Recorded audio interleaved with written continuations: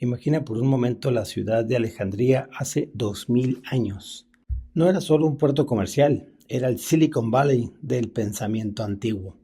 En sus calles convivían la rigidez de la tradición judía y la elegancia abstracta de la filosofía griega. En este caos creativo nace Filón. Nace aproximadamente en el año 20 a.C. Él no es solo un filósofo, es un diplomático, un místico y sobre todo un traductor cultural. La mayoría de sus contemporáneos creían que tenían que elegir bando. Filón dijo, ¿por qué no ambos? Para Filón, la Torá, es decir, la ley judía, y la filosofía griega, especialmente Platón, dicen lo mismo, pero con lenguajes diferentes. Para Filón, las historias del Génesis no son solo crónicas históricas, sino mapas psicológicos y espirituales.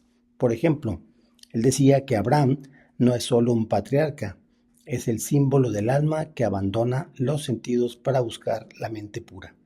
Si hay algo por lo que Filón pasó a la historia es por su teoría del logos. El logos, para él, es el mediador entre el Dios trascendente, que es inalcanzable, y el mundo material, el que es imperfecto. Para Filón, Dios es tan puro que no puede tocar la materia directamente. Necesita un arquitecto o una herramienta, es decir, el logos. Este concepto fue la semilla que años más tarde el cristianismo tomó prestada para explicar la naturaleza de Cristo en el Evangelio de San Juan. Él nos enseñó tres lecciones fundamentales para el siglo XXI. La identidad no es una jaula. Aquí puedes ser fiel a tus raíces judías, en su caso, y estar abierto a la ciencia y la cultura de su tiempo. La segunda, la lectura profunda, que nos invita a no quedarnos en la superficie de los textos, sino a buscar el significado simbólico detrás de las palabras. Y el tercero, que es el diálogo como supervivencia, lo cual indica que en un mundo polarizado, Filón demuestra que la síntesis de ideas opuestas es donde realmente nace el progreso intelectual. Él abordó el método alegórico, pero Filón no inventó la alegoría, los estoicos ya la usaban para explicar a Homero, pero la llevó a un nivel artístico. Para él, el texto sagrado tiene un cuerpo, es decir, el sentido literal, y un alma, es decir, el sentido oculto.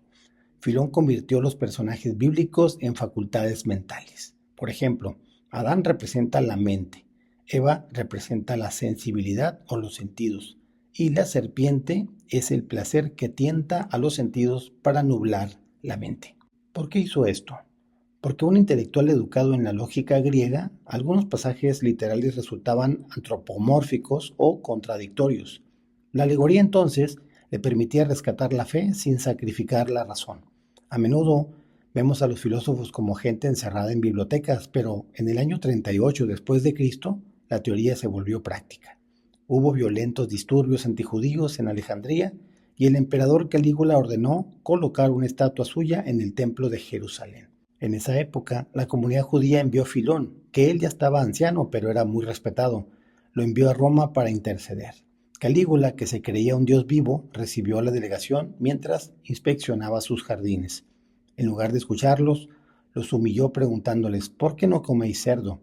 El resultado fue un fracaso diplomático inmediato, pero Filón escribió La embajada a Gallo, una de las crónicas más fascinantes sobre la locura del poder y la resistencia de las minorías.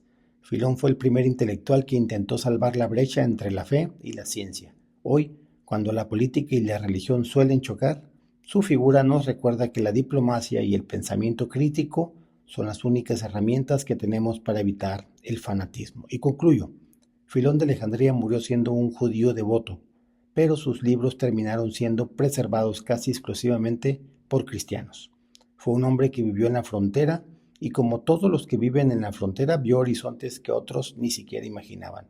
Como él decía, el alma es un templo, hay que mantenerlo iluminado. Muchas gracias.